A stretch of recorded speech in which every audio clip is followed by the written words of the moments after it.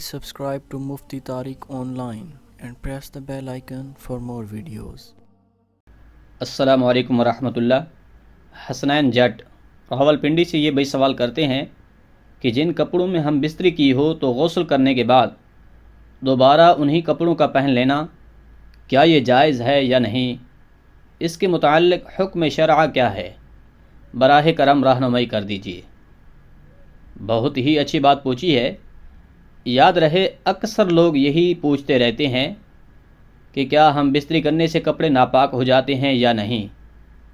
اسی طرح کچھ لوگوں کا یہ سوال بھی ہوتا ہے کہ کیا ہم بستری کرنے سے بیڈ شیٹ وغیرہ ناپاک ہو جاتے ہیں؟ یاد رکھیے ہم بستری کرنے سے کپڑے ناپاک نہیں ہوتے۔ ذہن میں رہے کپڑا صرف اسی وقت ناپاک ہوگا جب اس پر نجاست گندگی وغیرہ لگے گی، لیکن اگر کپڑوں پر نجاست نہیں لگی تو وہ کپڑے ناپاک نہیں ہیں بلکہ ایسے کپڑے پاک ہوتے ہیں۔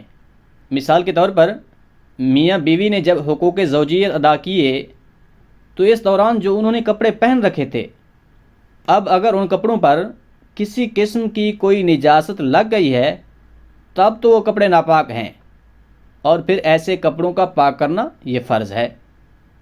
لیکن اگر ان کپڑوں پر کسی قسم کی کوئی نجاست و غلاظت وغیرہ نہیں لگی تو پھر ایسے کپڑے بالکل ہی پاک ہیں۔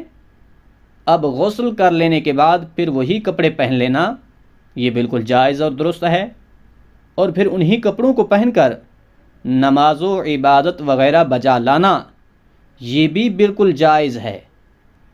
بعض لوگ اس حوالے سے بے حد کنفیوز ہوتے ہیں۔ ان کا تصور یہ ہوتا ہے کہ جو بیڈ شیٹ ہے یا پھر جو لحاف وغیرہ اوڑھ رکھا تھا یہ تمام کے تمام کپڑے جو ہیں ناپاک ہو چکے ہیں، تو یہ تصور سوائے اپنے آپ کو پریشان کرنے کے اور کچھ نہیں ہے۔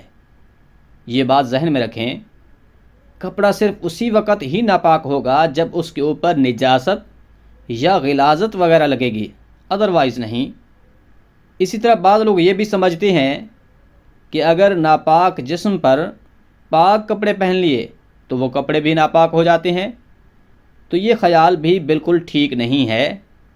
اس میں بھی یہی مسئلہ ہے کہ نجاست لگنے سے کپڑا ناپاک ہوگا، ورنہ وہ کپڑا پاک ہی ہے اور پھر اس کا استعمال کرنا جائز اور درست ہے۔